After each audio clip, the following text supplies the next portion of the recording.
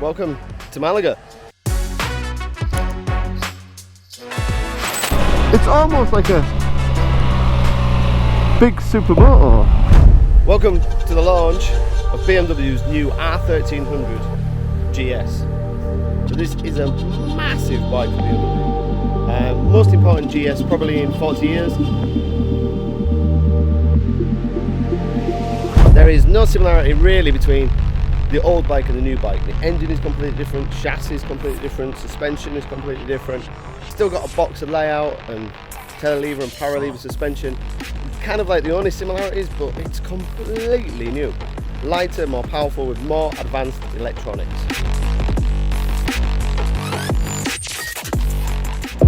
So we've got the off-road version in off-road spec. So we've got the crash protection, the off-road bias tyres, different seats. So we've got the kind of, it's not split, more designed, more catered for off-road, which we're going to ride later on. And then we've got the road version. Obviously you can tell a difference, we've got different wheels, different tyres, different seat. I'm unsure about the bars, I'll have to double check. But we're just lining up to take care of all the bikes, get the keys, get allocated, and we've got 2 days of extensive testing. We'll give you an update throughout the day, and yeah, there's a lot to get through.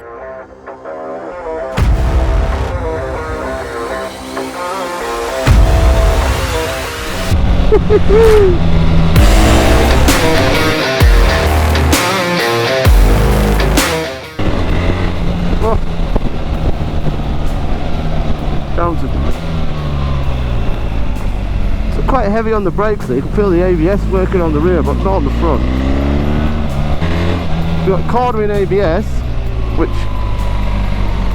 it's just like riding with like a guide rider. You know, you could just go into the corner. Like, that's quite heavy on the front there.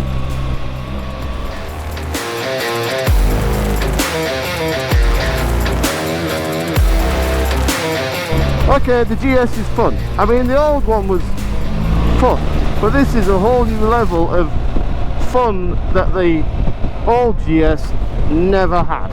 Never had? Yeah, it's quite strong words, but you could ride the old one fast, the 1250. It was very good at being able to be ridden fast, and it didn't feel fast when you rode it fast. But this has definitely moved things on. I'd like to try it with a little bit better rubber on roads that I know, because these roads I don't know, and if you were to get it wrong, it would hurt a lot.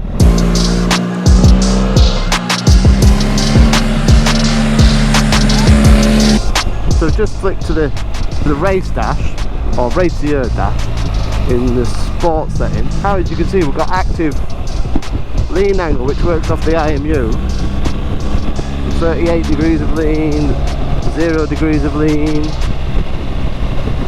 So sorry, I'm trying to. Whoop, does it when I'm done. So there's the lean there, look. Pretty cool. And then I got the traction intervention there, which won't come on because I've got it switched off. And then the right hand side,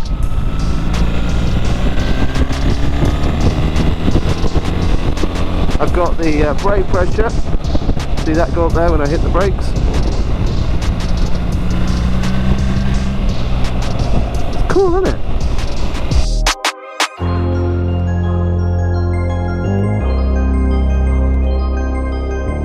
So we're just finishing day one, 350 kilometers today. What an awesome day of riding. Really, really fun. Essentially what BMW's done is made it more agile, they made it lighter, they made it faster, and all those elements have just increased the fun. This is the most enjoyable GS that I've ever ridden in terms of enjoyment and just sheer giggles and fun. But they've also made it less intimidating because it's actually smaller and lighter, and I've also increased safety with the radar control, cruise control, the lane detection, so the little lights in the mirrors illuminate when there's traffic on your left or your right. It's just such a phenomenal bike in terms of electronics as well. When you go between the modes, there's a massive step, significant step between road and dynamic. It's such an incredible bike. I mean, it's It's quite phenomenal that BMW didn't really need to do this, because the old bike is brilliant, but they have really upped the game with the new one. But tomorrow is another day. Tomorrow we get to try some more off-road, and then tomorrow I can give you a full verdict. So this is day 2.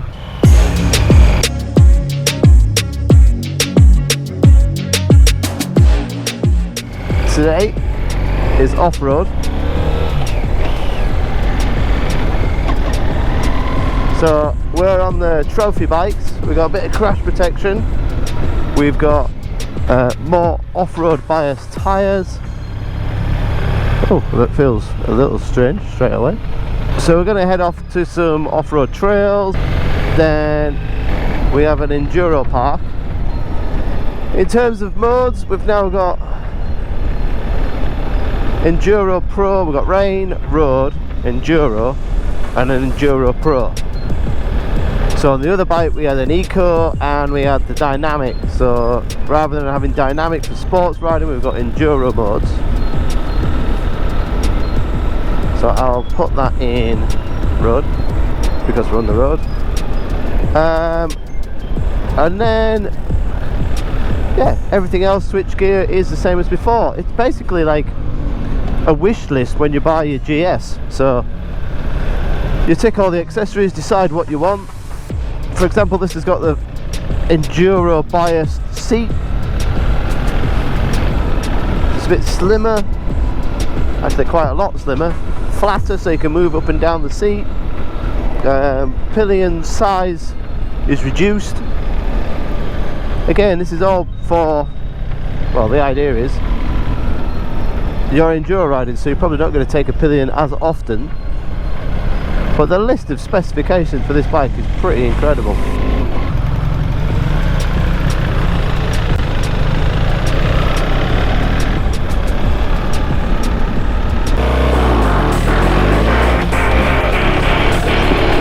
So this is quite hard going. Like the section we just did then up a steep hill was reasonably treat. Oh, here we go. Jesus, this is steep.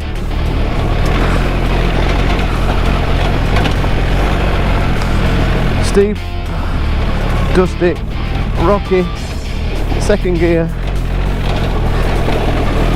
big rocks, go over the front and let it just pull its way through. Oh. Whoa,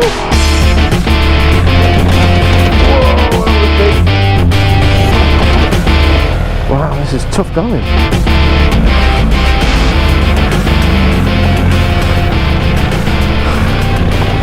Bloody hell.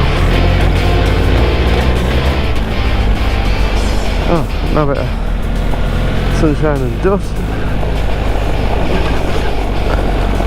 I'm gonna head into the big rocks.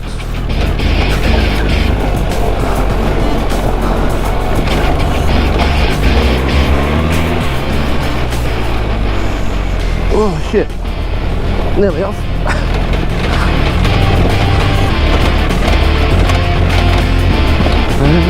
Muscle pump already.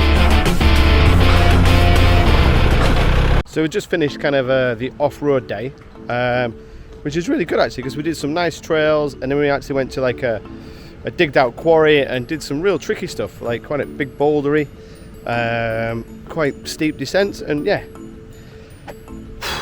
really good. The GS is just less intimidating off-road for average riders. It's slimmer, it's narrower, it's lighter, and then within the modes you can change everything. So I had the Enduro Pro, which is an optional extra, and in the Enduro Pro turned off the turned off the traction, left a bit of ABS on. The ABS is Enduro ABS that is lean sensitive, and it works really well off-road. Yeah, it really highlights also the difference between the two.